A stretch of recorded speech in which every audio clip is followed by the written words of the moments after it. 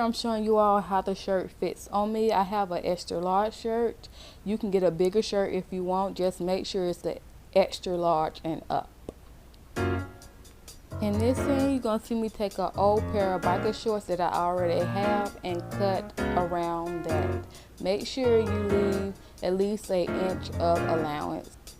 And once I finish that, I'm going to pin down the legs and between the legs and take it to my sewing machine so I can sew it. Oh, I also forgot to let you guys know to turn the fabric the wrong side before you pin or sew, as you see in this clip that I'm showing now.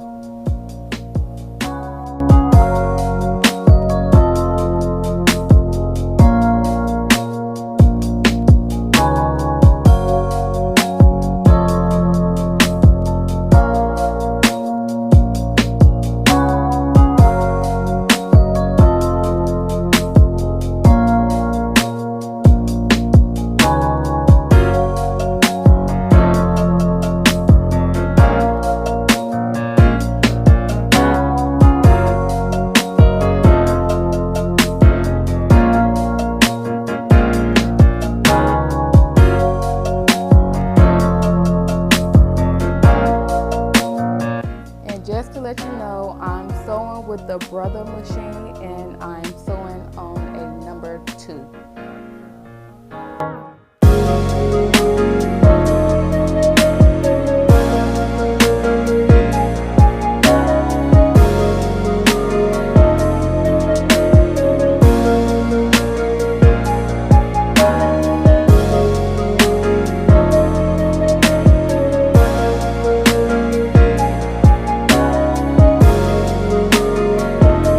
Okay, once you finish sewing both sides of the legs and also in between the legs, you need to fold the waist part down about the width of an elastic band, but leave an area open so that the elastic band can go through. And if you need to go back and watch me at the beginning of this clip, you can do that.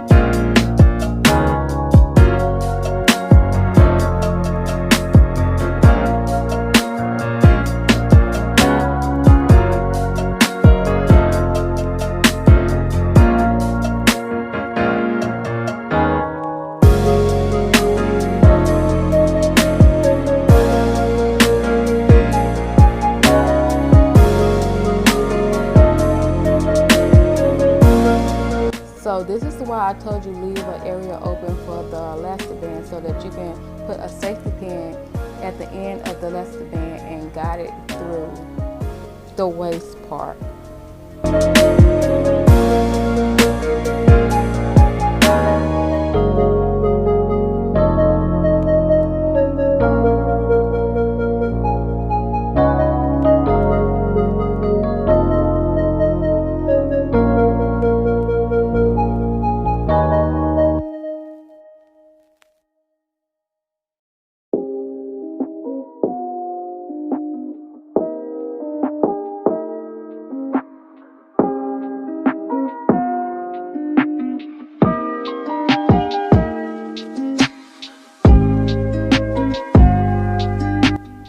I'm trying to figure out how I can cut the rest of the fabric so that I can make me a tube top.